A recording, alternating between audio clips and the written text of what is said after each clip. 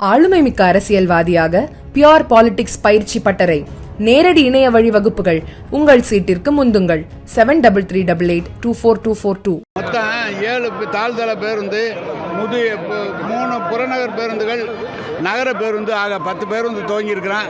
வேற என்ன கேட்குறீங்க சார்? இதில் திருச்சி கோட்டம் உருவாகணுன்றது பொதுமக்கள் கோரிக்கையாக இருக்குது. கும்பகோணம் கோட்டத்தில் இருக்கும் அரசு போக்குவரத்து கழகத்தை பொறுத்தவரையும் இதுக்கு தமிழக அரசுக்கு ஏதாவது நீங்கள் முயற்சி எடுக்க வாய்ப்பு இருக்கா?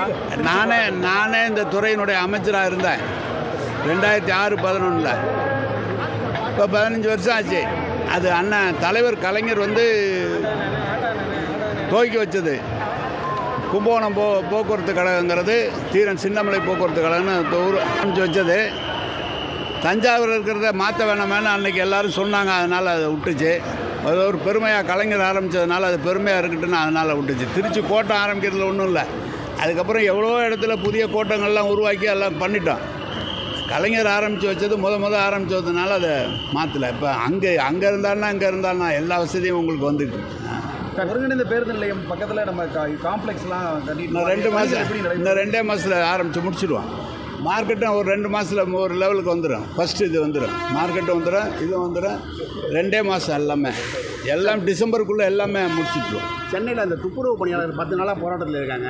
துறை அமைச்சராக நீங்கள் போய் அவங்களை இன்னும் சந்திக்கலன்னு சொல்லி யார் சொன்னால்? நான் போய் பேசினேன். அறநிலையத்துறை அமைச்சர் சேகர்பாபு அவர்கள், எங்கள் துறையினுடைய செயலாளர், எங்களுடைய ஆணையர் எல்லாம் சேர்ந்து பேசினோம். அவங்களுக்கு எல்லா விதமான இதுவும் சொல்லியாச்சு.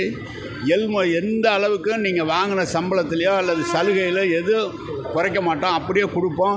1693 பேர் இருக்கீங்க, அத்தனை பேர்த்துக்கு வேலை கொடுக்குறோம் அப்படின்லாம் பேசிட்டோம். அவங்க என்ன சொன்னாங்க, நாங்கள் NULMல இருக்கிறோன்னாங்க. அது மொத்தமாக டெண்டர் விட்டு அவுட் சோர்சிங் போனதுனால அதில் இருக்க முடியாதுங்கிற விவரத்தை சொல்லியிருக்கோம். நிறையா தொழிலாளிகள் இன்றைக்கு அதுலேருந்து இதில் ஜாயின் பண்ணிட்டாங்க. நேற்று 200 பேருக்கு மேலே வந்திருக்காங்க.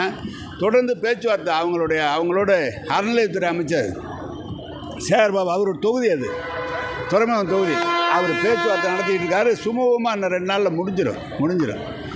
அதுக்கடையில் சொல்லுங்கள். அதனால வேறு என்ன தெரியும்? வேறு ஒன்றும் தெரியல பேசுறதுக்கு. அதனால் இதே பேசிகிட்டு இருக்கிறாரு. அவர் எங்கள்கிட்ட கருத்து வேறுபாடுங்கிறாரு. நான் ஏற்கனவே சொன்னேன், அவர்கிட்ட கருத்து வேறுபாடுபட்டு ஓபிஎஸ் என்ன பண்ணார், எங்கள்கிட்ட வந்தார். மறுநாள் கூப்பிட்டு சொன்னோன்னே அவர் இல்லைன்றார். இப்போ தேமுதிக அவங்க பார்க்குறாங்க ஒரு இதில். அவங்ககிட்ட இருக்கிறவங்க தான் முதலமைச்சரை பார்த்துட்டு போனாங்களே தவிர எங்ககிட்ட இருக்கிறவங்க யாரும் போக மாட்டாங்க. இபிஎஸ் கனவு பலிக்காது, இபிஎஸ் நினைக்கிறது நடக்காது. தளபதி தான் வருவார். தளபதி கூட்டணி அப்படியே தொடரும். அத்தனை பேரும் கட்சியில் நம்ம தளபதி அரவணைச்சு கொண்டு போகிறாங்க.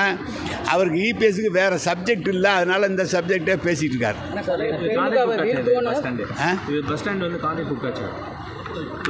இப்போ விட்டாச்சு. இன்னும் 1-2 நாளில் முடிஞ்சிடும். எல்லாத்துக்கும் கடை கொடுத்துருவோம்.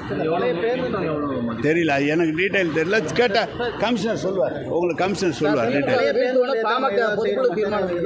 இல்லைங்க, அதை ஒன்றும் மாற்றலை. அதை அப்படியே போட்டு கொஞ்சம் நாளில் பிக்கப் ஆயிருன்னு என்னுடைய எண்ணம். என்ன செய்யணும்னு சொல்லுங்கள், கரெக்டாக இன்றைக்கி செய்ய சொல்லுவோம். நம்ம இலாக்கா அதை உடனே செய்ய சொல்லுவோம். என்ன செய்ய சொல்லுவோம்? திமுக வீழ்த்துவனு பாமக பொதுக்குழுவில் தீர்மானம் போட்டிருக்காங்க. நான் வேணாம் தம்பி, அவங்களுக்குள்ளே இருக்கிற பெரியவர் அவர் அங்கிட்டு போனால் திமுக ஆதரிக்கிறதுக்கு ஆள் இருக்குல்ல. அவர் என்ன பண்ண போகிறார்? ஏற்கனவே எல்லாம் பார்த்தாங்க. பிஜேபியோட இருந்தாங்க. அவங்க போய் இருந்து திமுகவில் எல்லாம் பார்த்தாங்க. அவங்களால ஒன்றும் முடியல. இப்போ எங்களை தளபதியாக திமுக அரசை விமர்சித்தா தான் அவருக்கு அடையாளம் காட்ட முடியும். அதனால் அவர் தொடர்ந்து விமர்சனம் பண்ணிகிட்டு இருக்காரு.